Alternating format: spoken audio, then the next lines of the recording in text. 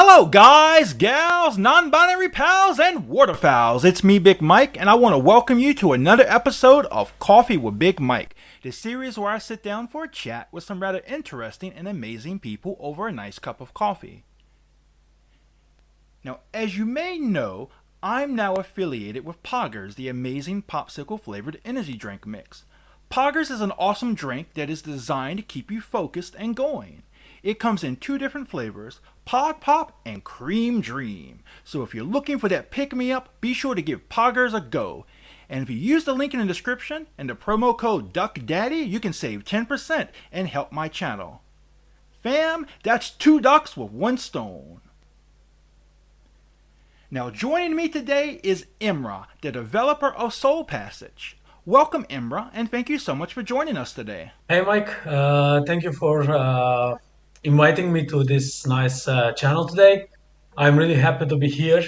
As you said, I am from the Soul Passage, and I'm the developer, also the like a main writer of the story. And nice to be here. Thanks. Oh, it's a pleasure to have you. The pleasure is all mine. I I might be mistaken about this, but I think we've been interacting ever since I started working with the indie game dev community. So it's I've known you for a while. I've known about Soul Passage for a while, and so it's something I'm really excited about to talk about here today.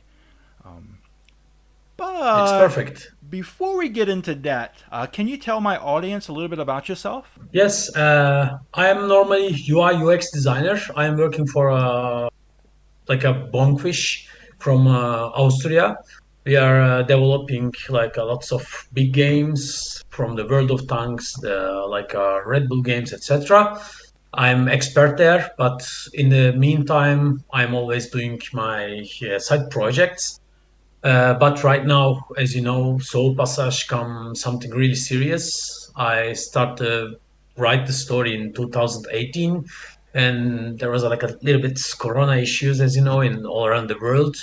Then I go a little bit deeper and had time about developing the game, and now we are here. Yep, it's generally working on the games from all of my life, I think. Now, one of the things I like to do with my game dev guests is I like to try to get to know them as a gamer. Because one thing about my game dev guests that being a game dev, first and foremost, you're a gamer yourself. So I want to ask, what are some of your favorite games? My favorite games. I think it's a hard question, but I think my favorite games back in the days it was Bomberman because I think I started to play with it. I'm from Turkey, by the way. I was living there, but right now I'm living in Austria. In back in the days, like the Finding the Sega, etc. Like in every neighbor, there was like a one game console, and everybody, all the child was coming together, and they were playing together. In back in the days, and when I had a time between the other guys, I was playing like a Bomberman. I really like it, but after when I had my own PC, etc., I think the until now the best game for me was like a Fallout 4, also like a Witcher. But on the side, I'm really low with the League of Legends and some Metroidvanias like Ori and Hollow Knight. I think I'm like a mixed genre style. I like Bomberman myself, but I'm a bit ashamed to admit this. But even though I started playing games back, I say around 1990, 1991 or so, I actually didn't really get into Bomberman until I was much older. I say a couple years ago I played it for the first time seriously, and it's quite addictive, I must say. Quite addictive, and it has a huge fan game community, I would say, or considerably sized fan game community. So there's a lot of mods and stuff. Quite fun, I must say. Yeah, Oh, if it. sorry. Oh, Oh, sorry. please continue. Please Sorry to continue. interrupt. Please continue. I think after when I come become like a game designer or someone in the industry, I understand like a in these that in that days when they developed like a something like a Bomberman or other games in that moment, I think it was huge work because there was like no ready coding, no engine, etc. at the end, and I think they did really good story in the meantime. Also, from these easy mechanics, they find something really good. Why I like it. And after 30 years old, I started like more about these games, from my opinion. Oh, I agree. It's the simplicity that kind of attracts me to a lot of these games. So even now, even games that have come out today, I'm very much attracted to like indie arcade style retro games. I mean, there are a lot of good ones in the community too. Very simple graphics, very simple button controls, but very addictive gameplay, I must say. I'll have to ask because you're making a Metroidvania game. I want to ask, what do you think is the most difficult game you've ever played? Most difficult game I played, I think it was Metroidvania also. Uh, Cause like in RPG games, also like a first-person shooter games or other like a simulation games, at the end they are not directly skill-based. Okay, you had some skills, but you can make your level up and then you become like a really powerful and deadly. But on the most of the Metroidvanias, it's not work like this, and like a more than I think half of them, it's like a skill-based. Why I say high, why I want to say it's hard to play. In general, like you need to learn like how to act, how to react in general, and then you can pass most of the bosses or most of the chapters, etc. Can maybe you already know in the like a Hollow Knight, there's like a path of something I don't remember the name. Maybe you can remind me. And it's totally skill based. I think the most hardest game for me, from my side, it's always like Metroid Dread and Hollow Knight and this kind of games. Was there ever a game you played that made you want to be a game developer? Yes, when I played Dead Space, maybe it's like a little bit. I think most of the UI designers or experience designers, when they decide to become like a experience designers or something like this, they had to play Dead Space. I think most of us get affected from it because the UI and also like the interaction of the game, how you interact with all the information on the game affect me a lot because I was in the university at that moment and I was searching about the thesis to finalize my university bachelor degree, and I said, okay, I want to write a thesis about like a game and gaming industry and also like a art communication. And from cause I affected from the Dead Space, and I think it's pushed me a lot to become like a some part of the industry. And I think this is probably a good time to segue into your actual game development. So I want to ask, I know where you got your inspiration from. You got it from Dead Space, but how did you get into game development? To become some part of the game development, it was like a long way for me because it's take a lot of long time. Uh, Back in the days when I finished the university, I realized there was a no game industry in Turkey, and I was a little bit shocked because I didn't had the time to research in the university. There was like a no proper internet, etc. And I didn't find anything after the university, and I became like a normal designer. And I started to work in the graphic market, etc., like events and this kind of things. And slowly I rip apart from the game, and I was totally forgot about it. I was playing games still, but I didn't had a chance. I didn't think like it was possible for me to build something. I was researching on the slowly, but didn't learn anything in that moment because I had like a fight to earn money and bring my life together. But after that, I become really good designer, and I got offer from the Slovenia, and I went there for working for the World Cup mountain bike. Uh, but in the meantime, while I'm working, I start to create a side community on the side. I start to learn something from the other designers. Some of them was like working for the game companies as a freelancer, etc. And I said, okay, man, maybe this is a chance to work with it and do something, learn something. And I start to make some freelancing for the UI design first and like a small assets, etc. I had like a art knowledge in general, and I bring something. Then I start to learn more details about the experience, and in the meantime, I start to get like a bigger jobs. And I had like a lots of story I were writing down, like some of them like 300 pages long stories. Like I want to write some books in that moment, and I said, why? Maybe I should put this one of them to the real life and make a game. Why not? Because it's nice. I can improve myself. I can show what can I do. Because I had the art knowledge, I can write something. Maybe my story is really good. Maybe not. I don't know. But to know it, first I need to bring this to the market. Then I can know how is it.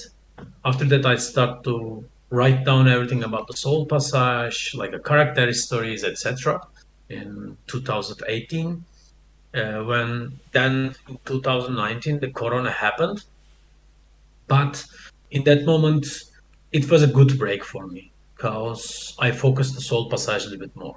I started to draw the arts, like how the characters will be and how the world will be, how our color code will be, like what kind of worlds we will have. Like as you know, like our worlds are really vibrant colors and different. We don't have like a green trees, we have like a purple trees, and we have different kind of caves, we have different kind of style of the people, and I bring them together. And after that I start to learn a little bit about the development, like a coding, etc.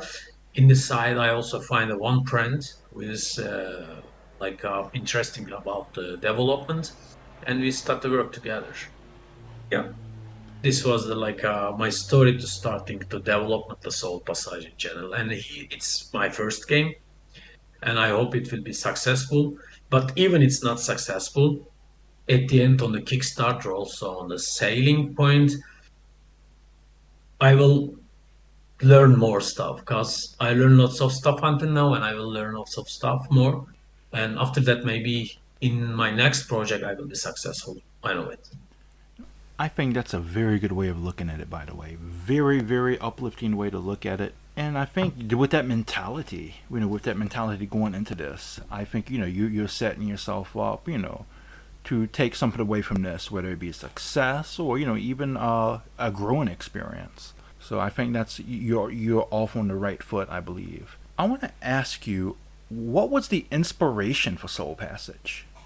I'm big fan of League of Legends, and I'm playing support characters mostly, and I really like it to support the people. And as you know, in this League of Legends, there's a one character. It's called Trash. It's like my hero. Okay, he's from the dark side, etc. of their universe, but I like it. Like he's collecting the souls, and the soul passage idea. It came from it, and came from him, I can call. And it's different universe, and every person has their soul, like in our universe, but these souls can be collectible. And there's like a big entities in the soul universe. They are collecting the souls of the other beings, and they become more powerful. And there's like a fight between the entities, and how much soul they bring themselves or find for themselves, they had more chance to rule the universe. And Obligor, our main character, is like a one warrior, unknown warrior, who is working under one of these entities. And the main story is coming like that. And after that, but the Obligor, it's mean obligated to do something because he had a burden to pay to this entity to save his family from his hand, because his family souls under the soul keeper's hand, and to save them he need to bring more souls to the soul keeper. This is the start of the story, and the main idea of the like a soul collecting came from the trash. I think, I've never really played League of Legends, but if I understand correctly, it's an MMORPG, right? It's League of Legends is not MMORPG, but it's MOBA. Oh, I It's 5 to 5, 3 to 3 gameplay, or even 1 to 1. And you have like three lines, and you need to conquer the other side. There's like a two team. What I like about the game mostly it's their art style, their history, their universe, because they create a really good background for every character, and even the universe had like a really good background, and they working really nice on this game in general. And right now they had like also side games, and their style. I like their general style, how they working on. Okay, this is like a triple A plus game at the end, but I think they are doing a good job with the story and everything. I just think it's really amazing that you were able to take a game like League of Legends, take inspiration from that and to take it and turn it into this amazing looking game, Soul Passage. And I have to kind of hold myself back a little bit. I don't want to fanboy too much because it's one of the games I'm looking forward to. I'm looking forward to the most. But I'll get more into that later. Now, what was the development process like for Soul Passage? For Soul Passage, I don't know how the other indies are working on, but I think I had my own style. First, I started working on a story, as I said. Like, I bring the general story, the general timeline together. After that, when I met with Adam, he is my friend and also like a developer of the game in general. He is helping me about the coding, etc. And we said, okay, we will work on the like again general mechanics and test them. And in the meantime, we need to make our arts really good. And like parallelly, we working on it, and we start to create like a first four world to create like a first our game trader. Still working on it. But in the meantime, like we had like a lots of problem in the development because some of the technical stuff we had it, as you know, because we are developing our first game. Sorry, and but we solved them one by one, and bring the story together. And last week we record our first gameplay trailer, but we didn't like it. We said there's like a something missing about the story. And but before that we cancel our gameplay trailer already 3 times cause I want to do something and I want to do something really good. I don't want to put something to the market, to the people's screen today and make it really shitty. And cause of this, like we rework most of the stuff always. Like cause we had a chance to work about the arts and we had a chance to work about mechanics, also like AI, etc. And I don't want to have like a stupid enemies, like only like running to you and hitting you one time or something.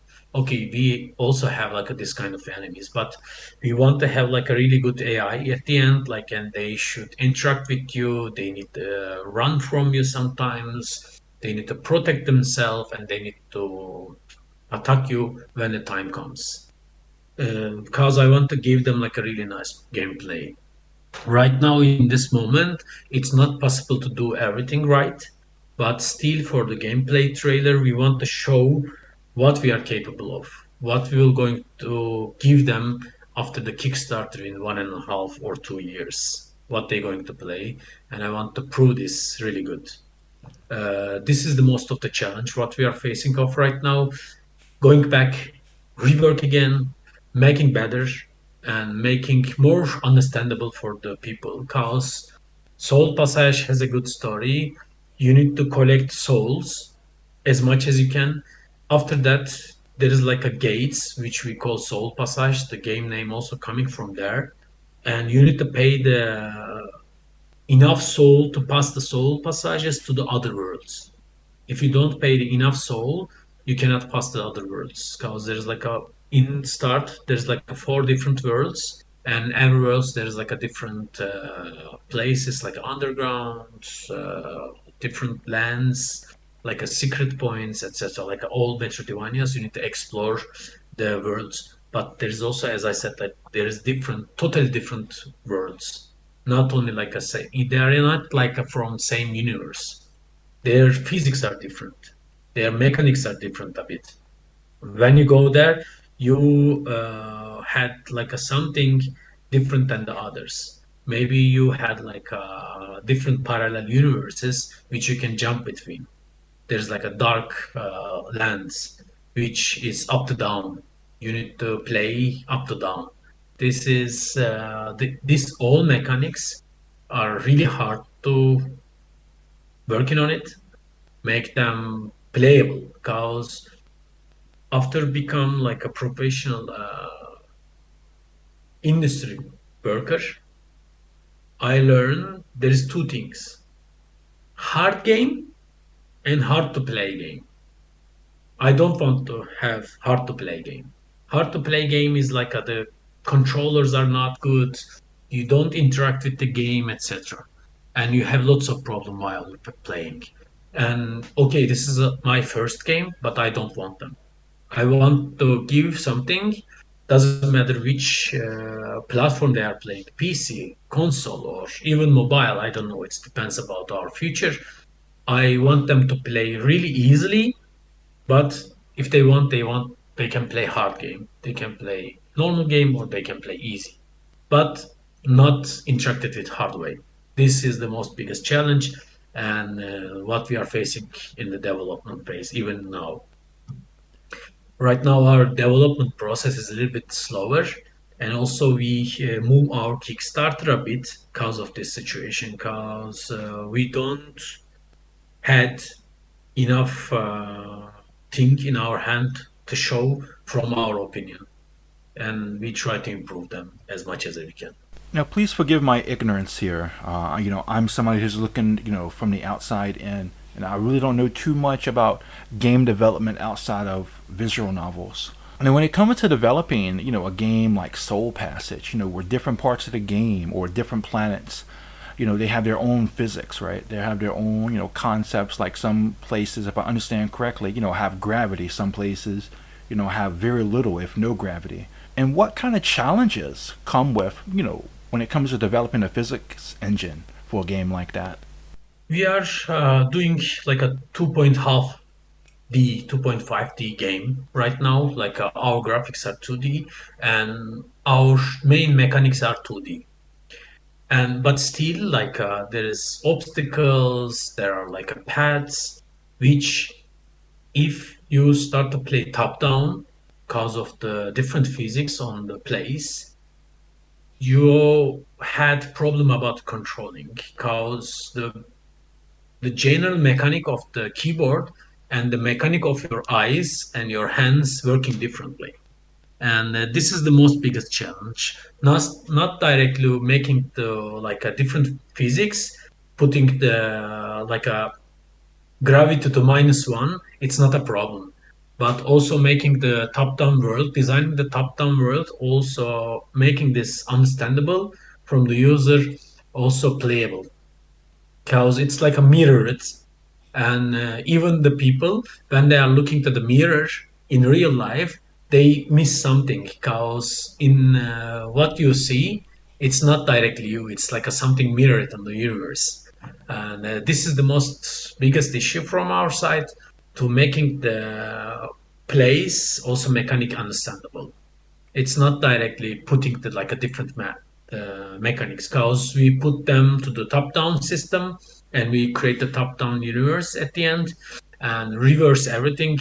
It's okay from the art side in general, it's not a problem. Yeah, okay, there's like some different stuff at the end, but in generally it's not about the direct mechanics we create, but also the animations we create, because in the different perspective you need to have like a different animations, and you need to have like a different maybe controller. This is what we try to solve right now in generally. Now, speaking of the development, now did you know from the very start that you wanted this game to be a Metroidvania game with RPG elements, or was that something that came later? When I start to plan the Soul universe, I want to have this game 3D first, in maybe even in open world. But in the in my life, there's no dream. There's like possibilities which you are capable of, and there is dreams. And I don't want to try something which I cannot be successful.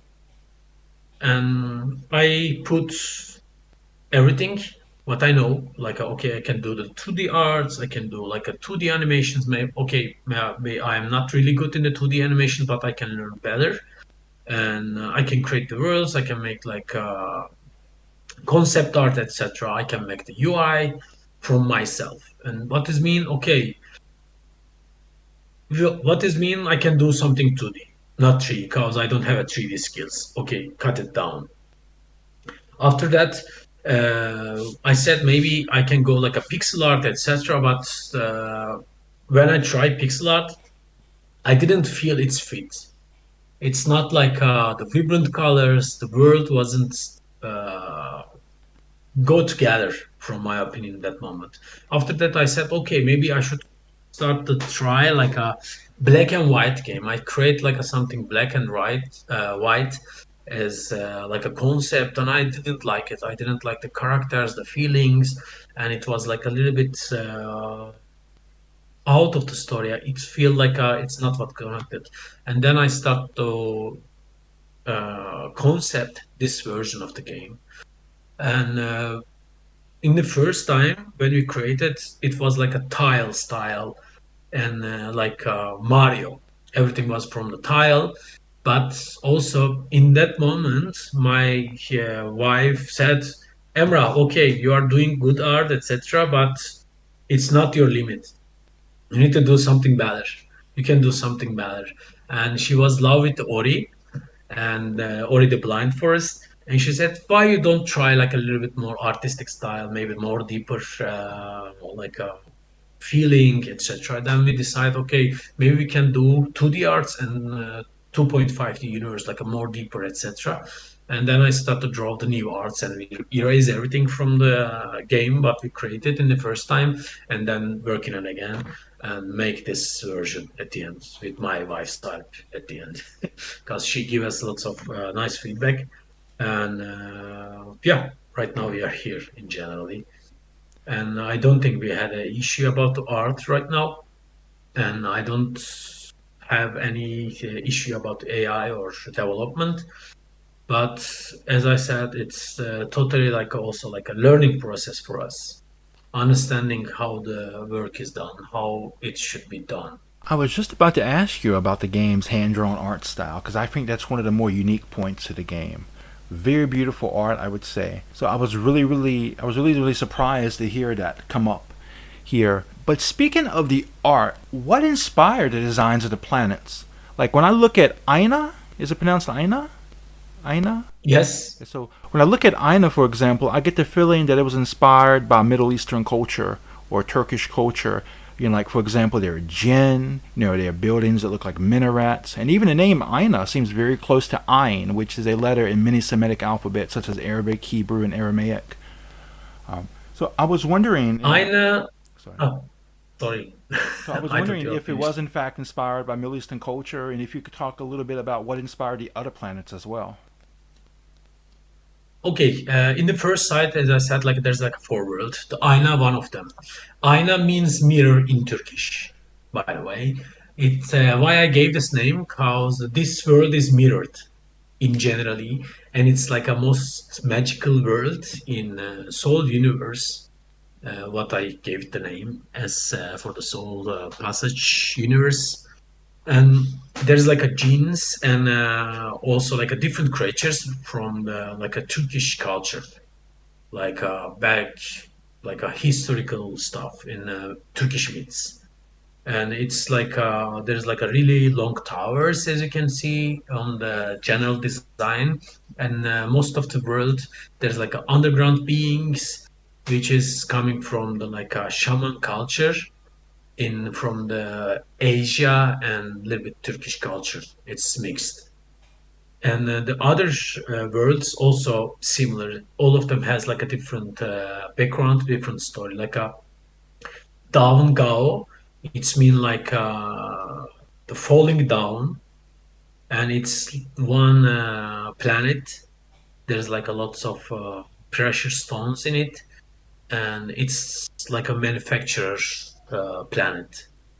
But the people who is living there, they consume the world and they broke the world, and there's only manufacturers and profit, which they are selling everything, the beings, the animals, the stones, everything you can find there.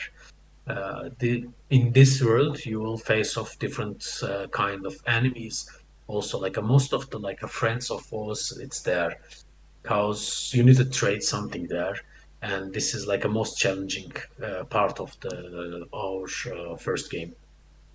And then there's like a Tarkek, which is mean like a soul of the moon, and this is like a small planet where the obligor lives normally, because obligor and his family, they are farmers, and but obligor's family taken from him, and he need to go to the soul passages and give his souls to save his family from the soul keeper. And this world is mostly like from the general like friendly animals, but sometimes wild animals. But underground of this world there is like an ancient civilization which nobody knows, and you need to explore this area and understand them, because there's like god beings, and you need to find them to solve your puzzles, how to save your people from the soul keeper's hand. And also there's like a corbeosa, which is we called like a desert eater. There's like a sandworms, etc. It's like a little bit doom, and mostly you will fight with underground beings there, and also like a warriors, because this world is like a mostly from the sand and like a sharp feelings in general. And you will travel there to solve also like some puzzles and find most of the important masks. As you know, in our game you can collect masks from your enemies, and then you can craft your own mask to become more powerful to fight with other big bosses. Now, this might be difficult. This might be a difficult question, so let me apologize. But if you had to choose one, which planet do you think is your favorite and why? Okay, this is hard question. There is one planet which is surprise how on the story you will go some in the some part of the game.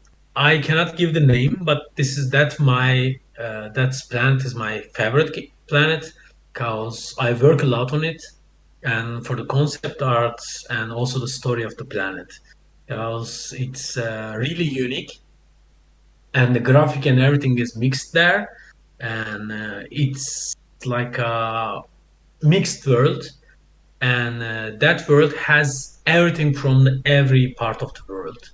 It's like a something like a crashing world, I can call, and it's most challenging place also in the Soul universe, and and you will go in some part of the game, but which is surprise, because there's also, as I said, like there's Soul passages, but there's also underground gates, which is normally in Soul passages. When you enter them, you will know where you can go, but underground gates, which is controlled by other beings, you don't know where you jump.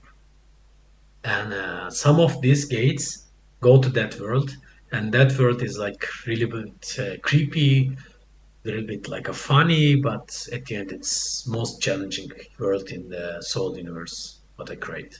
I've been following your game, for quite a while. I've been following the development probably ever since I started interacting with the indie dev community.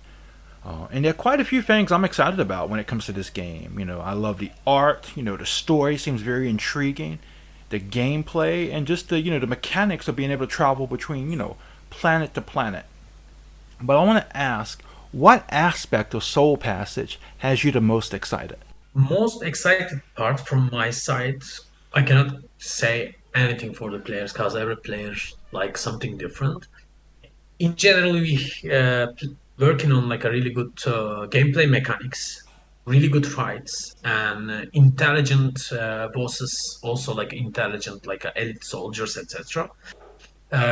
Also different kind of like a planets and different kind of gravity, also like a parallel worlds, etc.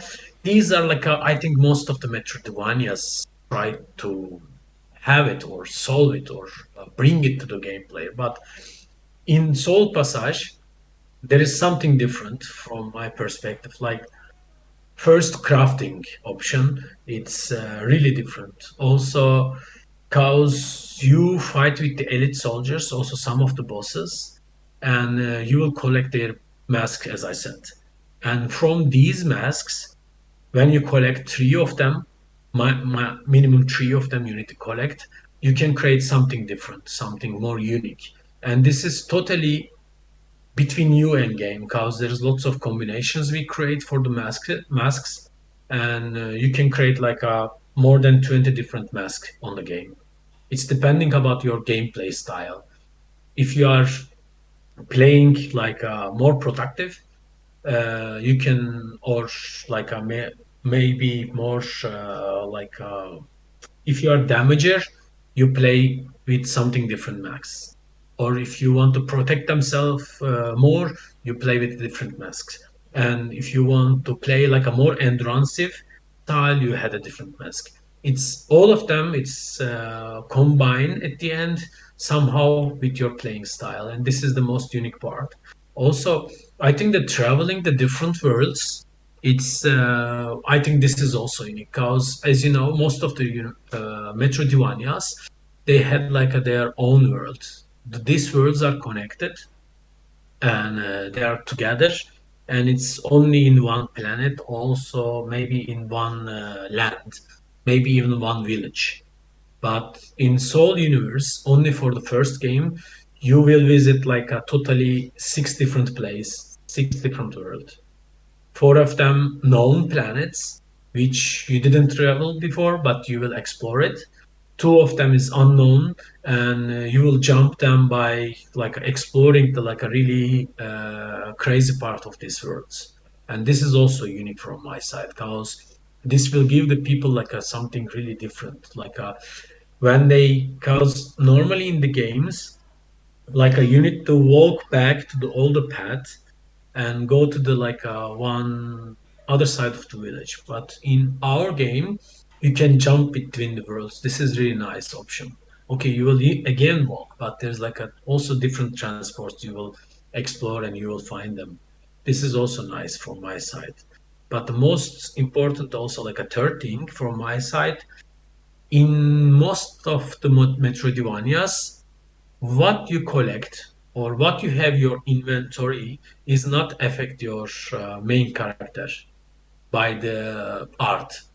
But in our game, there is like a different robes, different masks, and when you wear them, also it's change on the game, and you have your own unique obligor at the end. You can customize it a bit. This is also a good option. This is really hard mechanic from our side, which we are still working on it how to solve it.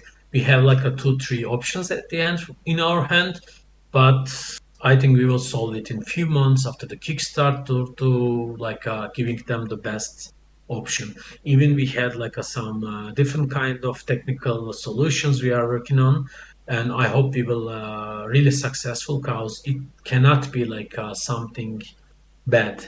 When they wear some knee rope, it must be fit totally. And this is really hard in 2D, but we are going to solve it. It's not a problem. But this is, I think, also the most important mechanic, which people will have their own unique style obligor from my side. Now, that is very intriguing, actually. That is something that has me quite curious, and so now I'm even more excited to finally get my hands on Soul Passage. Speaking of Kickstarters, I want to shift gears a bit and talk about your Kickstarter. So, you have a Kickstarter starting in 2023, correct? Okay. Oh, I'm sorry. Can you tell us a bit about your Kickstarter and your goals? Yes, the Kickstarter is totally different story from our side. Normally, we were planning like for 2022, end of 2022 in the first part, but after when we want to improve the Soul Passage game trailer and everything, we said, okay, don't make it fast, but make it better. And we said, okay, we will move it like a 3 4 months, but we will give them something better. And then we moved the Soul Passage Kickstarter to 2023, early of 2023, and this is the last decision from our perspective. And we want to make it like in March or April 2023.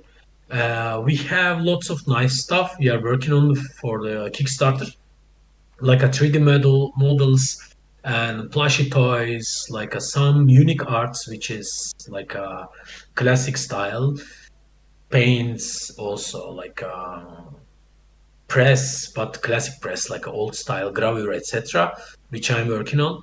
And we will try to bring most unique uh, stuff for Soul Passage, because we want to give something really unique to every bakers, from the from the 10 euro to like a 10,000 euro, doesn't matter. Also, we have some unique like a points, which is not only for normal users but for the companies. Because when I try to create this old passage, I want to have like some side characters and some maybe mix-ups. And from that idea, I create like a one package. There is only one of this for one game company who want to bake it, also have to bring the Soul Passage live. We will use their main character as a one NPC in the game, but not like an NPC, but you will interact with it and you will fight with him or her or it together for the one big mission. There will be, like as I said, like a six world, which there's like a really huge mission for the entities and collecting the masks and some side quest. And you will travel there with this selected chosen hero, doesn't matter who, and you will have like a really good adventure, like a 20 30 minutes adventure with him or her or it. And this is the most unique I think part of the our campaign. Also, as art, as you know, like Soul Passage Obligor has a mask. The mask which you've seen on our art is the mask of balance, which is normally not from Obligor but from his father. Because before Obligor, his father was soul collector, because he was collecting the soul, fighting for the souls, for to saving his family also from the soul keeper. And this is going from the from the top to down. It's like for whole family. It's like a really good, really bad burden, I can say.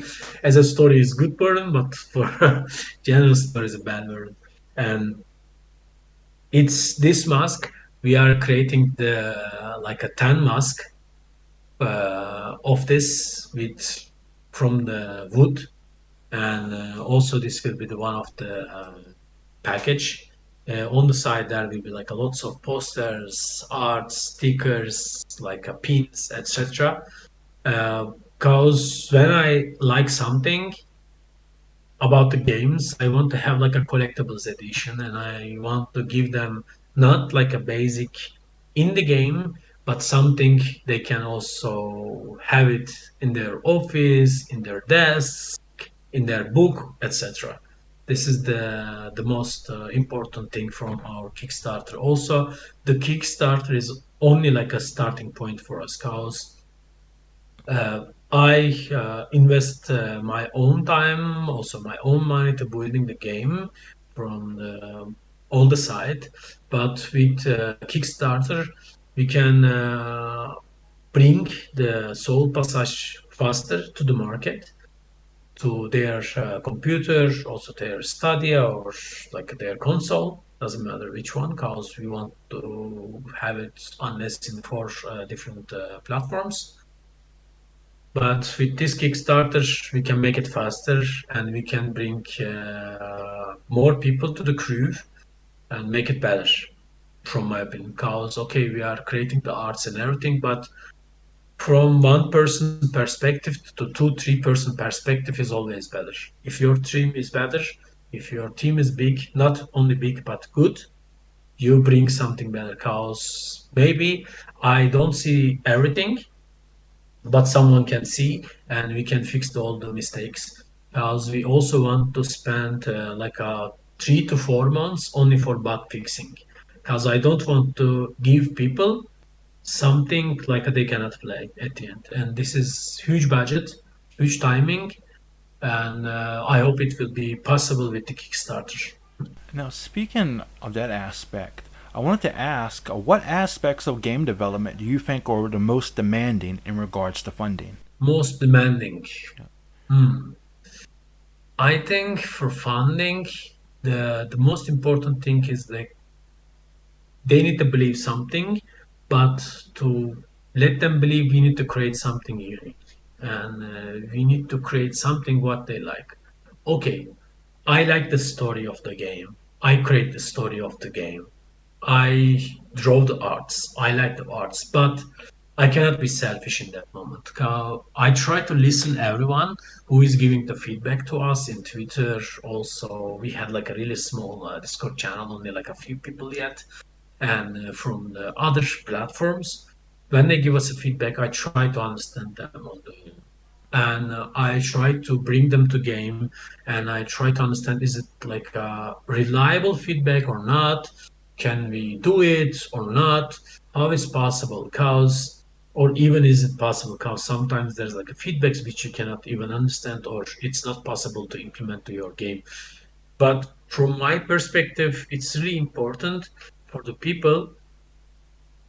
They will have something in their hand and they need to feel it, and because of this, we try to understand the community and their wishes.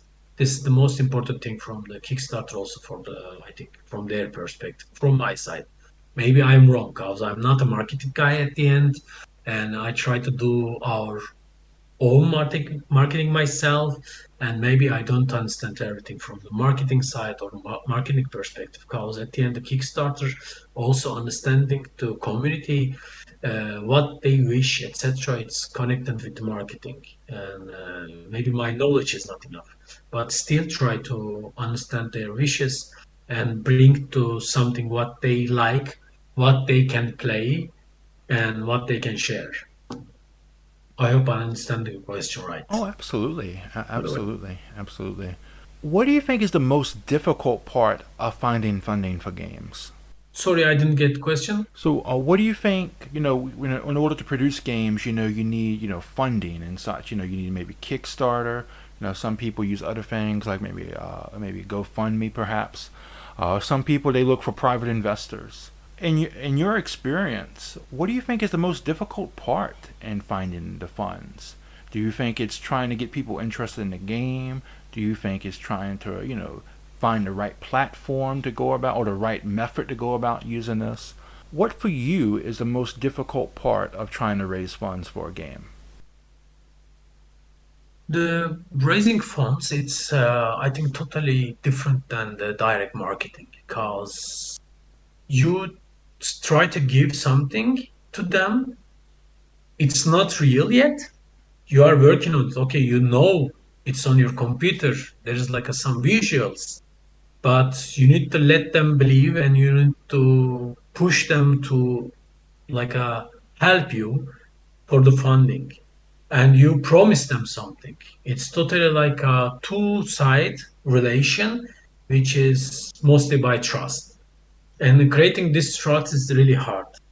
And as I said, it's my first game, and even the Twitter account, I'm 38 years old, and this is my first Twitter account right now. I am working on, and it's only like 1.5 years old in the social media. I had lots of social media before, like Instagram, etc., for personal life. But the first time I'm doing something professional, and in this part, to communicate with your customer, we can say, or follower, or people who like the games, it's a totally new experience from my side. Because, as I said, they need to believe you and they need to find you. Right now, we don't have a problem. We can fund ourselves. but then the game will be like a really small scale, like maybe one or two words. But we want to make the soul passage in the limits. Why we go to the Kickstarter, and also this is really good option from my side because there is lots of publisher who want to work with us already, like they want to invest, and there's also like a self investors want to work with us, but we didn't say yes to no one yet because we don't want it first time. We want to work with the people who like our games because we will give them our games to play. They will have something in their hand, and with their funding we will bring our game life. It's like a two-side relationship, as I said, like a trustworthy relationship. We trust them because they will fund us, and we will make the soul passage really good in the first side, and they trust us. We will give them something at the end. We will give the game. We will send them like a really nice toys. We will send them like a really nice gifts at the end. But when we turn to the like other side, if we want to directly investment from someone or some company, first we will going to give most of what we have. Right now I want to write the second story, and I already write the general timeline of the second game, and I don't want to give this chance to other people, like not to the investor, I mean. I want to give options. We will create this game without any direct investment by ourselves with the community, and bring this game together to the life. Like how the the Hollow Knight did in the first side, because they were in the okay. They didn't rise like a million at the end when you saw their first campaign in more than 10 years before. But with the community help, with their believings, with their trust, they bring the game to life. This is the same focus what we have. We want to bring this game to life with their help. Then maybe we can create our own publisher studio. I don't know, to help the other indies if the Passage is really successful. But we can do it together with the community. Without community, I think it's meaningless. What we are doing, this is for community and must be with community's help, because it's public at the end. Like if you respect some people in the outside, they respect you in the same time. It's totally public relationship, in my opinion, to making the Kickstarter and making the Kickstarter right. I know you said this is your first game and this is your first game that you can be using crowdfunding for. But crowdfunding indie games is a very popular way of getting projects off the ground. So I want to ask, again, granted your very limited experience, do you have any advice you could offer any game developers out there who may be thinking of going down this route?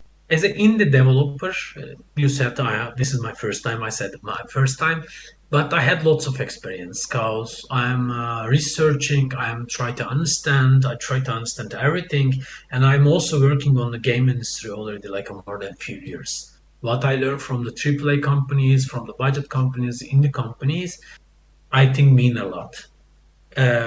From my perspective, I advise them to focus or some scope. Because as I saw from my perspective, lots of in the games they're losing because they don't have a focus, they don't have a scope. They want to do something, they want to create something. Okay, I understand, but they don't know how to bring the puzzles together. I think most important thing to bringing the puzzle together and what they are capable of. The better thing is everybody need to know their talent, what they are talented. If they know their limit, and if they try to create something in their limit in the first side, they can be successful. But from my opinion, dream big, but know what is your capability. This is really important. And if you know your capability, then you can squeeze your dream to the one box and you make this box really perfect. But if you make this dream like in building size, you don't have a power to do it. As an indie game cause or indie developers, mostly people are solo or two or three people, and they don't have a budget. They don't have a mostly time cause they are doing like their own work for their family maybe or their life, and maybe they have only like a 4 or 6 hours per month, maybe per week. Doesn't matter.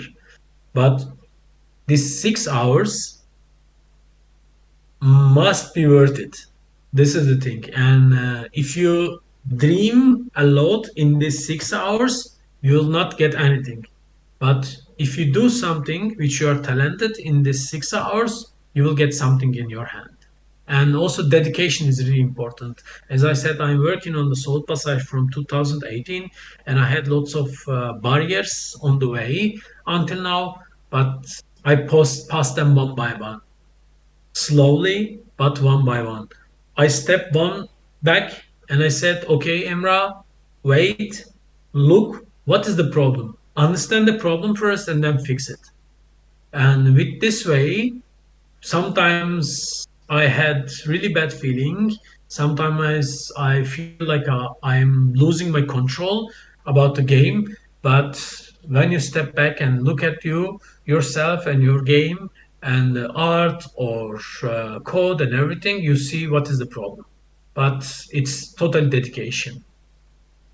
If you are dedicated and if you know what you are capable of, I think this is the most important thing for the indie gamers or indie developers. I do think it is some very solid advice. And even though I'm not an indie developer myself, I would say that, coming from a content creator background, coming from an indie film background, I would say that that is some very solid advice that many people can find useful. Now, there's one final specific question I want to ask you.